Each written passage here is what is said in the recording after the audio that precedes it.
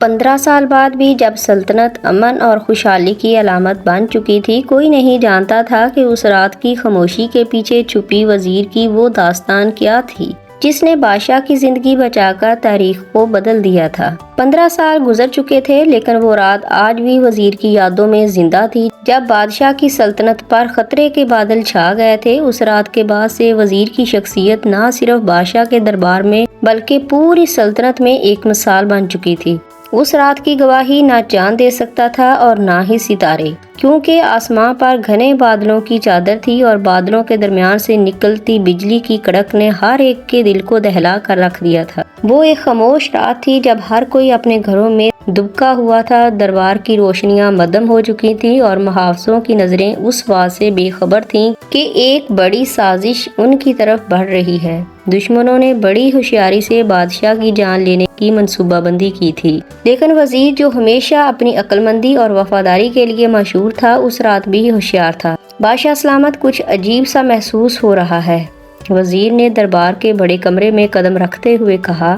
اس کی نظریں دروازے کے قریب کھڑے محافظوں پر تھیں جو رات کے پہرے پر مامور تھے۔ بادشاہ نے ان کی جانب دیکھا، اس کی آنکھوں میں وزیر کی بات سننے کی دلچسپی جھلک رہی تھی۔ وزیر کی تیز نگاہیں ہر گوشے کا جائزہ لے رہی تھیں۔ وہ جانتا تھا کہ خطرہ نزدیک ہے، مگر یہ نہیں جانتا تھا کہ وہ کس روپ میں ہے۔ اچانک ایک سنسنی خیز لمحہ آیا جب ایک سایہ دار وجود دیوار کے پیچھے سے نمودار ہوا۔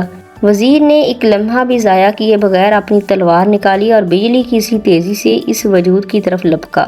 گرفتار کر لو اسے، وزیر کی آواز نے محافظوں کو متحرک کر دیا۔ وہ سایہ ایک غدار نکلا جو بادشاہ کا قریبی دوست سمجھا جاتا تھا۔ دشمنوں نے اس کے ذریعے محل کے اندر رسائی حاصل کی تھی۔ وزیر کی بروقت کارروائی نے نہ صرف بادشاہ کی جان بچائی بلکہ دشمن کی سازش کو بھی ناکام بنا دیا۔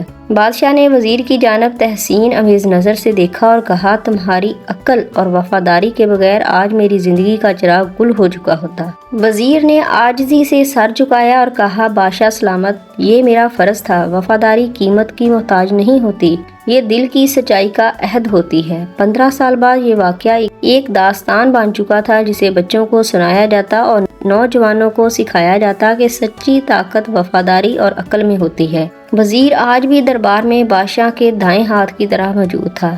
لوگ اسے عزت کی نگاہ سے دیکھتے تھے، مگر اس کی آنکھوں میں وہ رات آج بھی زندہ تھی جب اس نے بادشاہ کی زندگی کے لیے اپنی جان کی پرواہ نہیں کی۔ سلطنت میں امن تھا، مگر وزیر کی نظریں آج بھی ہمیشہ کی طرح چوکنا رہتی تھی۔